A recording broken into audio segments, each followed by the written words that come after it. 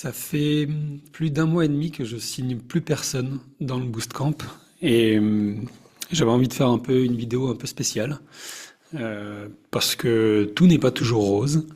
On voit beaucoup de choses sur les réseaux où tout le monde montre les bons côtés, les réussites, les résultats, les chiffres, mais la vie c'est pas que ça. La vie d'entrepreneur c'est aussi beaucoup de doutes et beaucoup d'échecs aussi.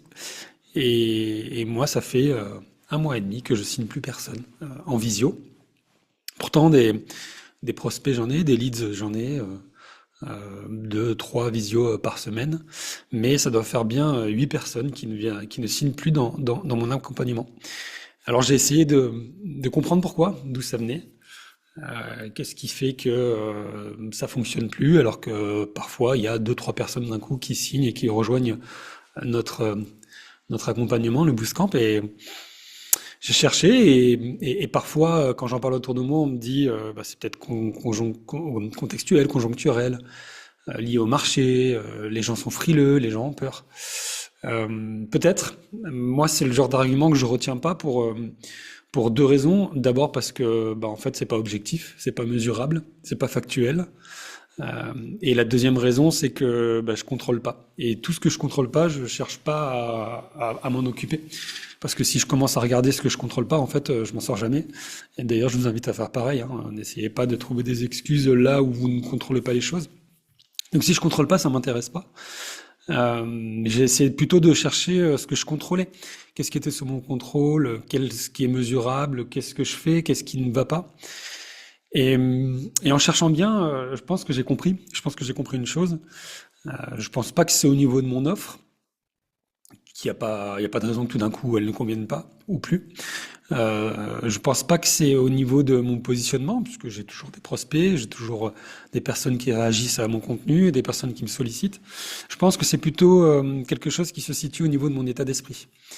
Euh, Pourquoi je dis ça? Parce que eh bien, quand vous commencez à ne plus signer de personnes, eh ben, il y a la pression qui arrive, le stress qui arrive, parce que les charges, elles, restent les mêmes, mais les chiffres d'affaires, lui, n'est plus le même.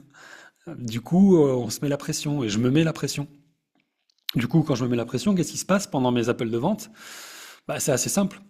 Je n'ai plus la même posture, je n'ai plus la même énergie, je n'ai plus le même état d'esprit. Et du coup, je ne suis plus dans une posture d'entraide, dans une posture de euh, bonus, en me disant que je suis là pour aider, je suis là pour créer du lien, je suis là pour générer de la confiance. Et puis, si la vente doit se faire, elle se fera naturellement. Et je suis plus dans cette posture de don et d'affirmation de soi et de confiance en soi. Je suis dans une posture de pression, stress et volonté de vendre. Et volonté de vendre. Et je crois que c'est ça qui fait la différence. Et c'est ce que j'ai toujours dit d'ailleurs aux personnes que j'accompagne. Ne soyons pas dans une posture de vente, soyons dans une posture relationnelle, conversationnelle. La vente se fera. Et en fait, bah, ce conseil, je l'applique plus à moi, pour les raisons expliquées, hein, un peu de stress, un peu de pression, et tout d'un coup, on se met à avoir la pression, et tout d'un coup, on commence à renvoyer une énergie qui est négative, en tout cas une énergie qui est pas la bonne, et on cherche à convaincre, on cherche à vendre. Et je crois que c'est ça qui fait que ça marche plus. Je crois que c'est ça qui fait que les résultats sont moins bons. Et c'est ok de l'admettre, c'est important d'en avoir conscience. Je pense que les personnes n'achètent pas une offre. Moi, je suis convaincu que les personnes n'achètent pas votre offre, n'achètent pas notre offre. Je pense que les personnes achètent un état émotionnel. Je pense que les personnes achètent euh, une confiance que l'on souhaite mettre dans les mains de l'autre. Est-ce que j'ai confiance en lui ou en elle? Est-ce que je sais qu'il va m'amener là où je veux aller? Pas par rapport à l'offre, pas par rapport à ce qui est prodigué, pas par rapport à ce qui est vendu, mais avant tout par rapport à ce que la personne dégage.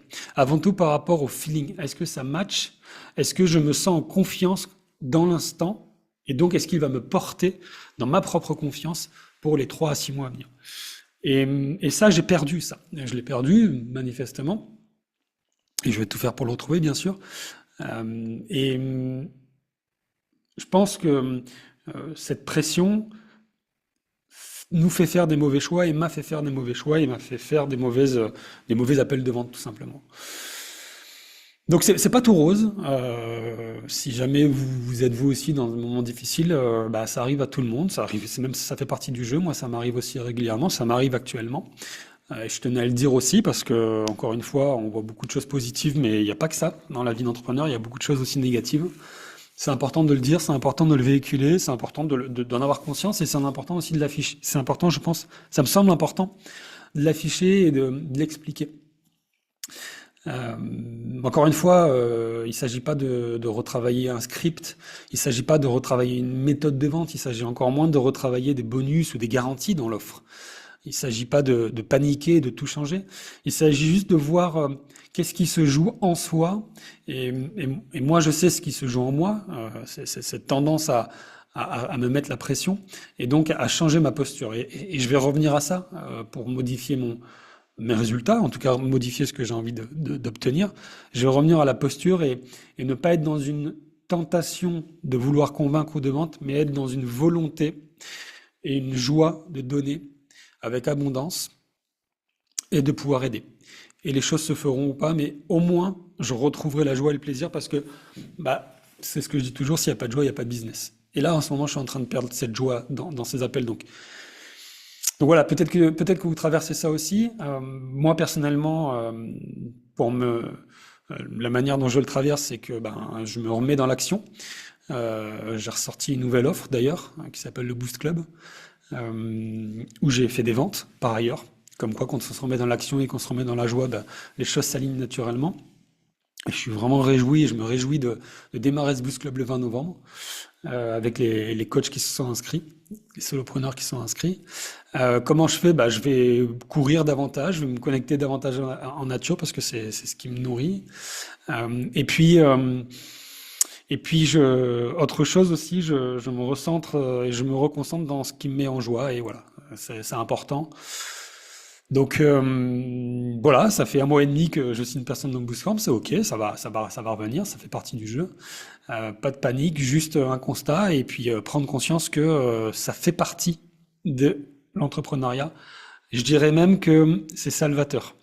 Les échecs nous forcent à nous questionner et nous forcent à réajuster. Et c'est ça qui est important, c'est de vouloir réajuster. Et c'est ce que je suis en train de vivre et je trouve ça plutôt cool au final. Je suis assez content de vivre cette période que j'ai déjà connue par ailleurs, hein. Mais ça permet de recentrer certaines choses. Donc voilà, si vous avez des questions par rapport à ça ou si vous voulez répondre ou réagir, n'hésitez pas. En tout cas, si vous vivez cette période, bah, c'est pas grave, ça, vous n'êtes pas seul. Ce qui est important, c'est de se poser les bonnes questions et de se recentrer et de replacer la joie au cœur de tout ça. Ça me paraît fondamental.